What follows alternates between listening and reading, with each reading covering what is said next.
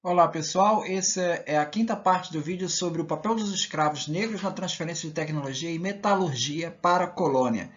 Nesse vídeo eu vou falar sobre as técnicas de fundição de ferro, especificamente. Então, técnicas de fundição de ferro trazidas da África. Pandya Kalogéras, um historiador famoso aí nesse livro Formação Histórica do Brasil, ele diz o seguinte: não exagera quem disser que, sob a direção dos brancos, eles, os negros, realizaram todo o trabalho material e os esforços processuais para criar e construir o Brasil. Em um caso mesmo, foram guias dos brasileiros, os negros, guias dos brasileiros. Seu é o mérito da primeira indústria de preparo direto de ferro, nas forjas rudimentares de Minas Gerais, fruto natural da ciência prática infusa nesses metalurgistas natos, que são os africanos. Os negros trouxeram a metalurgia do ferro às regiões onde os minérios abundavam.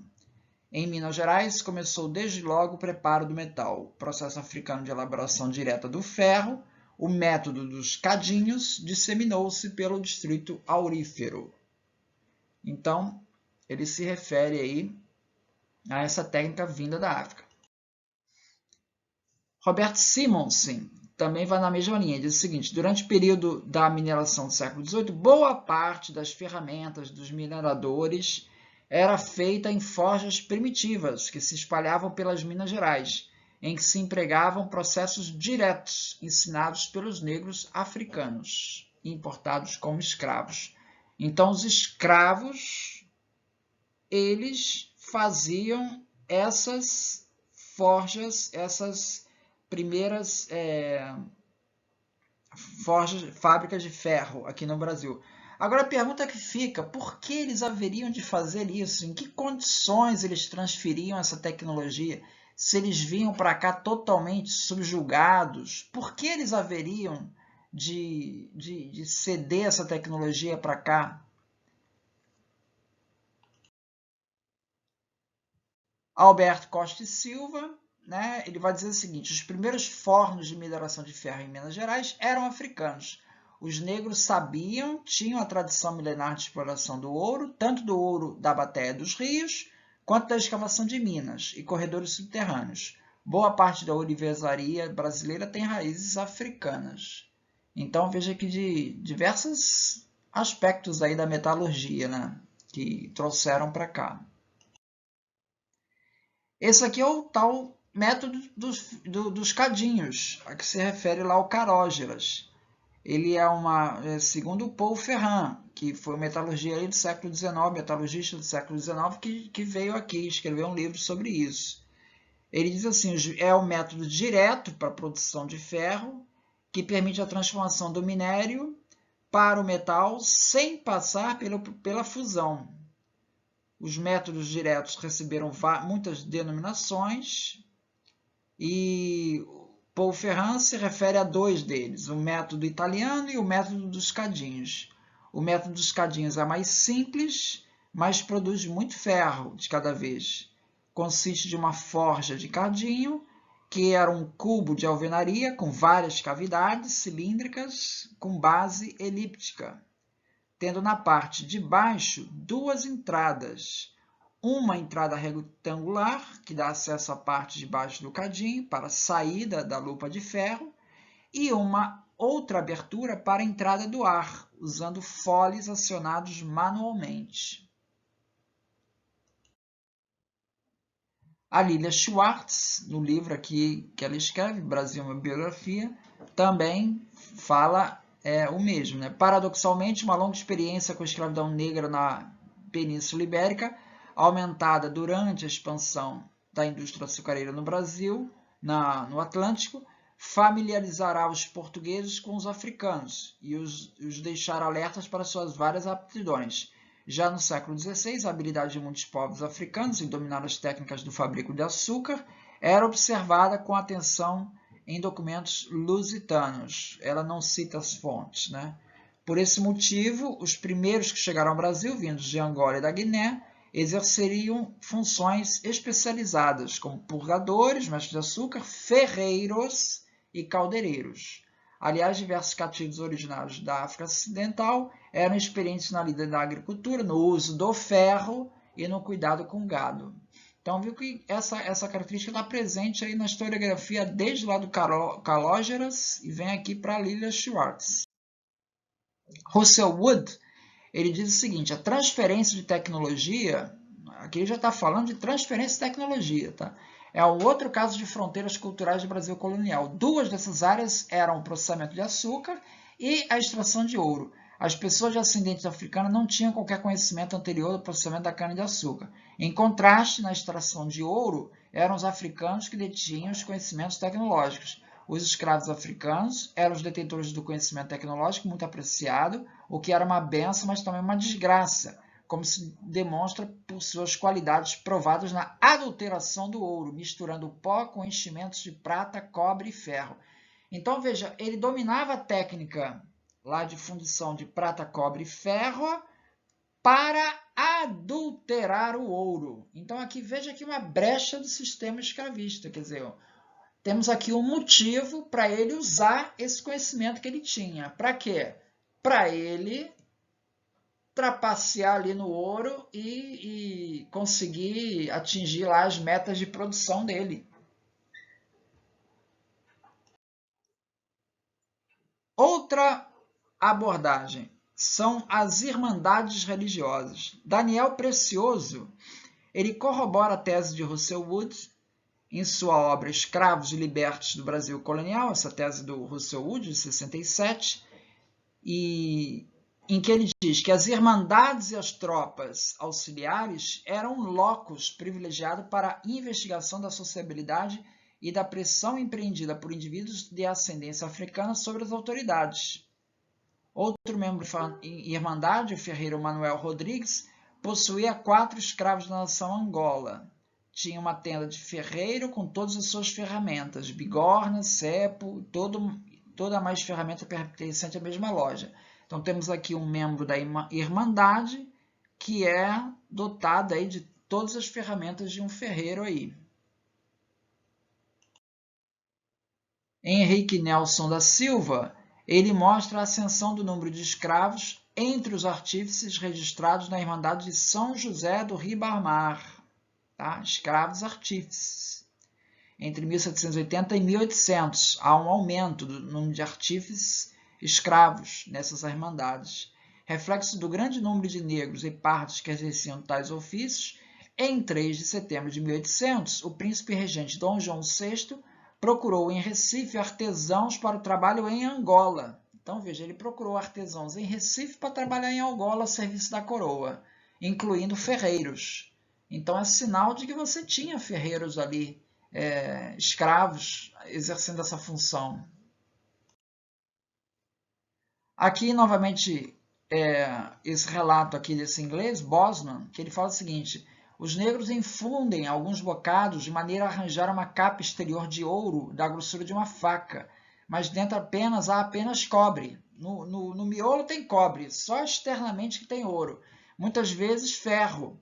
Eles inventaram isso ainda não há muito tempo, mas o ouro falso vulgar é composto de prata, cobre e de uma pequena quantidade de ouro. Apresenta uma cor bastante escura, o que engana facilmente. Há uma outra espécie de ouro falso que se assemelha muito ao ouro maciço e não passa de uma certa matéria composta de coral fundido. Então, novamente, ele está relatando aqui técnicas de fraude, né? Falsificação, usadas pelos negros enquanto escravos. O Russell Wood também se refere a isso. Ele fala assim, ele mostra o conhecimento dos negros de metalurgia era muitas vezes usado para a adulteração de ouro, misturando com enchimentos de prata, ferro e cobre. Tá? Em outros casos, eles alteravam a cor do ouro de qualidade inferior para parecer mais valioso. Técnica ensinada pelos portugueses na África para eles enganarem os rivais ingleses e holandeses. O tiro saiu pela culatra. Olha só, olha que coisa. O português ensinou o negro lá na África como falsificar o ouro para ele enganar os ingleses. Aí esse escravo vem para o Brasil e ele usa a técnica para enganar os portugueses. Enfim, o fato é que é mais uma brecha no sistema para explicar como que essa tecnologia acaba sendo usada, acaba sendo transferida para cá. Outra via para transferência dessa tecnologia, os quilombos. Tá? No Quilombo de Palmares, aí temos aí vários livros falando sobre isso, com documentos da época, né? Esse relato 3 vezes Zumbi, do Jean França, Quilombo dos Palmares, de Edson Carneiro, e o Reino Negro de Palmares, de Mário Martins de Freitas, todos eles se referem ao uso de ferreiros artesãos no Quilombo de Palmares. Rocha Pita, historiador lá do século XVIII, se refere à presença de armas de fogo, espadas, flechas, dardos, que eram fabricados lá no Quilombo. A expedição holandesa de 1645 ao Quilombo encontrou 4 forjas usadas na fabricação de facões. Tá? Então, é mais uma maneira, ou seja, eu vou usar minha tecnologia de ferro aqui que eu sei para fazer armamento.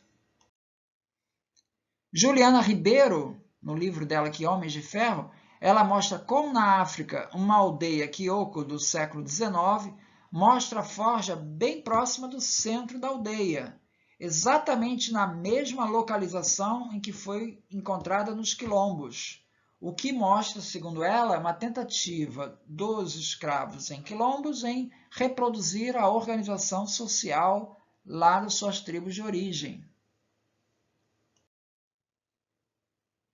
Crislaine Alfagli, ela estudou os oficiais de ferro e fogo em Vila Rica e Mariana, no século XVIII, e notou que os cativos de determinadas procedências dominavam as técnicas metalúrgicas. Tá? Deve ser mencionado que muitos desses escravos já eram proeminentes ourives e ferreiros em Minas Gerais, exercendo esses ofícios legalmente. Russell Wood. Outra questão que não deve ser esquecida é a questão da religião. Entre os diferentes escravos africanos que aportavam na América Portuguesa entre os séculos XVI e XVIII, encontravam-se aqueles oriundos das regiões de mineração, onde era praticado e onde também existiam enraizadas práticas religiosas fortemente associadas com os metais. Veja-se o caso dos Iorubás, a importância do ferro associado a Ogum.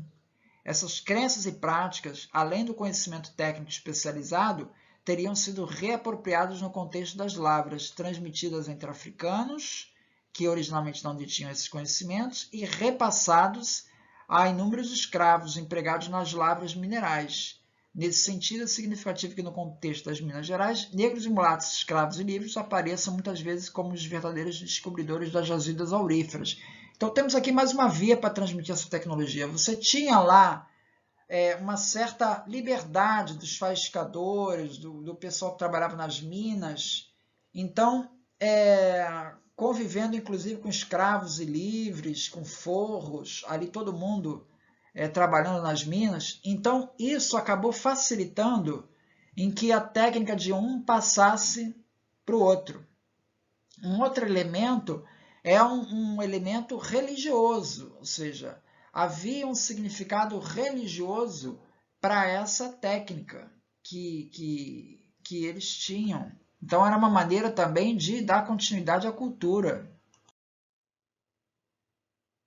Na província de Minas, aí aqui é o Eschwege, né? Na província de Minas, a fabricação de ferro tornou-se conhecida no começo do século através dos escravos africanos.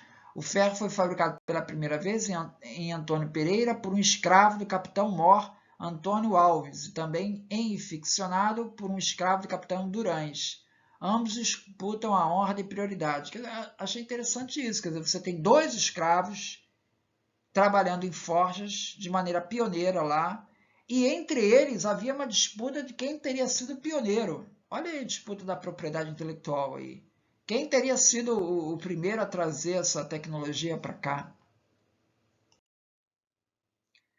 Na tese de doutorado de 2005, pela PUC do Rio de Janeiro, Guadalupe de Nascimento, ela estudou artefatos ferrosos encontrados em áreas onde eram redutos de escravos, né? E encontrou ferramentas formadas com ferro pulado tá? E que foi processada por fundição e forjamento. Quanto aos objetos não ferrosos, o rosário é constituído de um latão monofásico mais rico em cobre, possivelmente de origem europeia. Então você veja, existe uma área de estudos aí que é o que a gente chama de arqueologia histórica, né? Você pega o artefato de ferro e você faz uma série de análises desse material para tentar ver se você consegue descobrir de onde que esse material veio. Então, talvez esse material pudesse ter vindo da África, pelas características do forja, do material. Então, esse tipo de pesquisa é feita também. Aqui um outro trabalho também do Lucas Trancoso, também um estudo arqueometalúrgico, né? Ele conclui assim, dentro dessa perspectiva, essa pesquisa propunha inicialmente buscar elementos da microestrutura dos artefatos metálicos analisados que pudessem associá-lo a um saber metalúrgico africano, transferido para as zonas de mineração da colônia, tendo em vista a grande parcela de escravos africanos que compunham o arraial de São Francisco de Xavier da Chapada. Entretanto, ainda que essa hipótese permeie as mais diversas reflexões historiográficas, como a gente já viu, né, acerca do papel dos escravos na metalurgia, por se tratar de uma amostra reduzida, associada a um único sítio, não foi confirmada. Então, ele não teve sucesso nessa, mas a busca continua, ou seja, a busca continua de você tentar encontrar aqui um artefato de ferro que você possa identificá-lo como tendo origem africana. Isso ainda não foi conseguido, mas é um objeto de pesquisa nessa área. Júlio Katinski, ele observa que a tecnologia espanhola trazida pelos portugueses não era a única tecnologia de mineração de ferro existente no Brasil colonial. Isso se refere a técnicas trazidas pelos próprios escravos. Então, detalhe, técnicas e utensílios trazidos pelos próprios escravos. Eu achei interessante isso aqui pelo seguinte, porque o escravo, quando vem pelo navio negreiro, ele vinha até nu. Ele trazia alguma ferramenta? Eu juro que aqui ele levantou essa possibilidade. Então, é isso então. Obrigado.